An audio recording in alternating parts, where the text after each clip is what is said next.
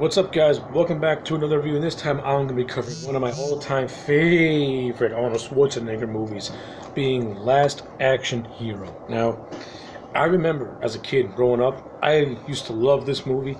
I think I've seen it about 101 times on VHS. Hell, I even wore out the VHS. That's how many times I've seen it.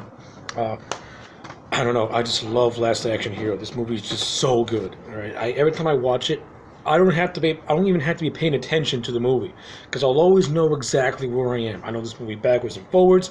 I quote it almost every day. Oh, the action set pieces in this movie are so much fun to watch. Arnold Schwarzenegger is hilarious in this movie. He has a good chemistry with the kid actor. Austin O'Brien, who plays Danny Madigan, who is pretty much our eyes and ears throughout the entire piece. And Austin O'Brien, for the most part, does an okay job. You know, he's not annoying like most kid actors are. He's pretty good in it. You got Tom Noonan, who has a nice little role in it as the Ripper, who is Jack Slater's arch nemesis. Now, of course, the whole premise of this movie, before I continue on, the whole premise of this movie is Danny Madigan has this magical ticket, and this magical ticket takes him into the movie of his all-time favorite action star, Jack Slater. And this film goes pretty much between the fantasy world and the real world. So it kind of ends. So that's the general gist of this film, by and large. That's what it is.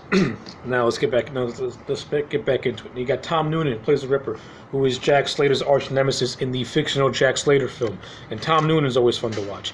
You got Charles Dance, his character. Benedict, who is great. Charles Dance brings a lot of sarcastic humor to Benedict. He's hilarious. He's funny as shit. He has a very dry humor.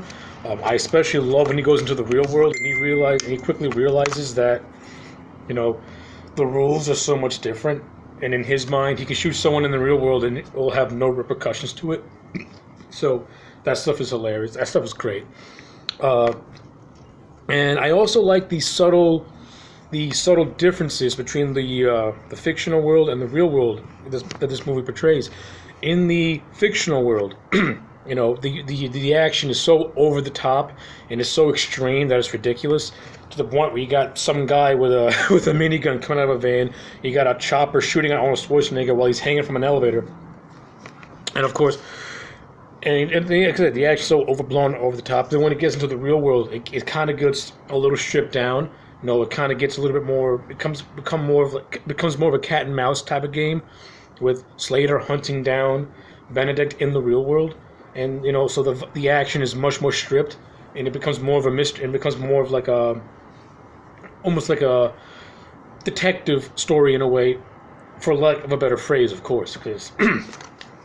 So yeah, I like those subtle differences in differentiating what is the real world and what is the fictional world. And of course, this movie is directed by John McTiernan, who has directed films like The Predator and Die Hard 1 and 3. So you know, McTiernan is an ace action director of this genre, and he does a fantastic job. His directing this movie is fantastic, and like I said, the performances are great.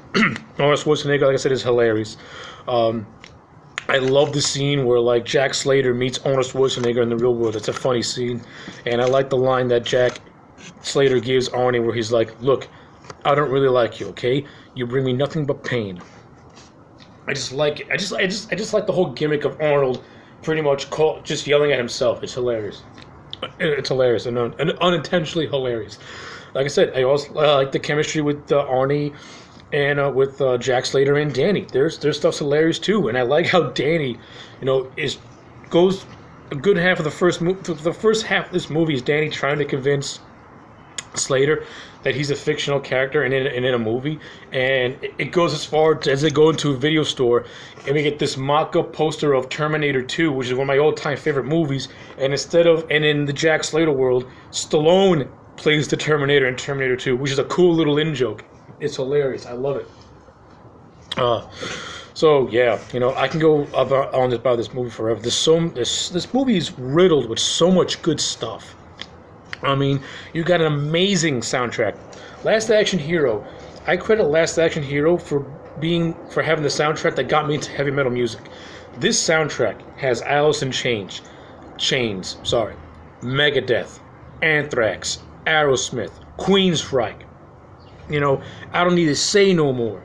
The soundtrack to this movie is spectacular. One of my all-time favorite soundtracks, bar none. I love the soundtrack to Last Action Hero. It's a who's who's of fucking grunge and metal. It's good shit.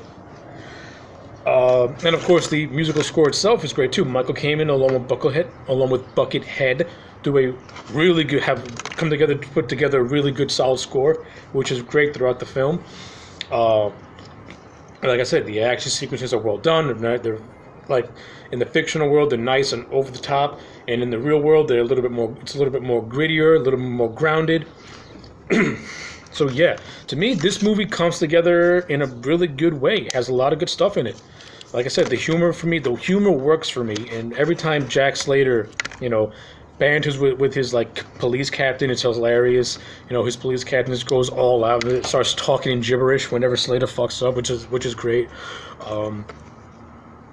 I like Danny's relationship with the guy Nick, who runs the movie theater, and of course they're actually established as friends. And it's actually Nick who gives Danny the magical ticket. And I just like the stories that Nick tells Danny. Nick tells Danny stories how he met Houdini, how he met Buffalo Bill, how the movie theater is very important to him, and and stuff like that. So again, this movie has a lot of charm. This movie has a lot of underrated charm in it. And Last Action Hero is one of those movies that doesn't get a lot of praise. You either like it or you hate it. I don't like it. I love it. I love Last Action Hero, and I'll always defend Last Action Hero.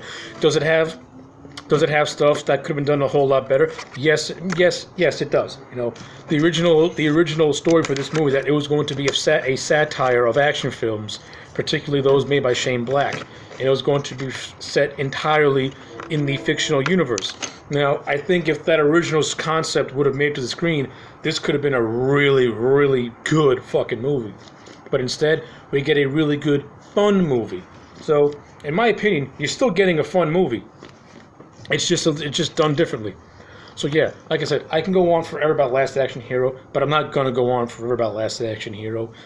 Just go out and watch Last Action Hero for yourself. If you've never seen Last Action Hero, watch it. If you haven't seen Last Action Hero in a long time, watch it again in a rewatch, because I think you're gonna enjoy it a whole lot more for just how cheesy and just how fun it really is. And it kind of does have a little bit of that social commentary as subtext that plays that you really got to pay attention to. Anyway, at the end of the day, Last Action Hero to me is a solid 8 out of 10. It does what it needs to do, and it does it perfectly. If you do like a little tweaking here and there, this could have been a solid 9. But I think 8 out of 10 is a perfect grade for a near awesome Arnold Schwarzenegger movie. Anyway, my name is AJ Legend. Like, comment, and subscribe, and I'll check you back next time for more.